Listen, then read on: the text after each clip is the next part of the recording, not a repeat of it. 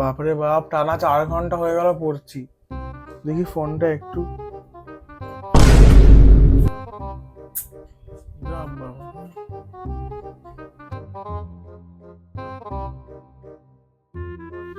বাবা একটা গোটা চ্যাপ্টার শেষ করলাম, দেখি কেউ কোনো মেসেজ করলো নাকি।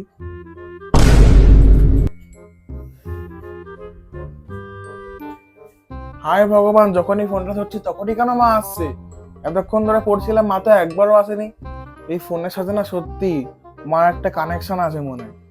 কি কোইন্সিডেন্স রে বাবা। থাক, রেখে দিই, পড়ি আর একটু। এবার আর ভালো লাগছে না, এবার একটু খেলে নি। মা আসলে বলে দেবো আমি এতক্ষণ পড়ছিলাম। আমি যতবার তোর কাছে আসছি ভাবি, আমি দেখছি তুই খেলছিস। একটা বারও আমি দেখলাম না যে তুই মন দিয়ে পড়ছিস। কি লাভ এরম করে, কি লাভ? পড়াশোনাটা ছেড়ে দে না, আমিও বেঁচে যাই, তুইও বেঁচে যাস।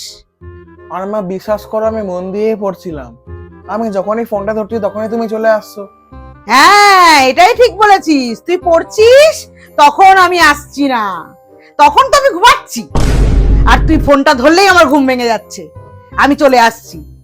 আসলে তা না, মার মন, মারা ঠিক সব সেন্স করতে পারে, মাদের কেউ ঠকাতে পারে না। তুই যদি মন দিয়ে পড়তি আমি ঠিক বুঝতে পারতাম। একবার না একবার তো আমি দেখতে পেতাম যে তুই পড়ছিস, কই একবারও তো দেখতে পেলাম না। 3বার 4বার করে ঘরে এলাম, যতবার এলাম ততবার দেখলাম তোর হাতে ফোন। আর মা বিশ্বাস করো, আমি অনেকগুলো চ্যাপ্টার শেষ করে ফেলেছি। কেন বিশ্বাস করব তোকে? আমি তোর কথা বিশ্বাস করব না আমার চোখ বিশ্বাস করব? আমার দরকার নেই তোকে বিশ্বাস করার। আজকেই তোর বাবা আসুক অফিস থেকে, বলবো যেন তোর পড়াশোনা ছাড়িয়ে দেয়। তোর পড়াশোনায় কোনো মন নেই, শুধু তুই সারাদিন ফোন ফোন আর ফোন। ধুর, সত্যি কি লাখ রে বাবা, যখনই ফোন ধরছি তখনই মা আসছে। আর এখন আমি বিশ্বাসী বা করাই কেরম ভাবে যে আমি সত্যি পড়ছিলাম। ও মা, আমি সত্যি পড়ছিলাম। আমাকে একদম ভুল বোঝাতে আসবি না।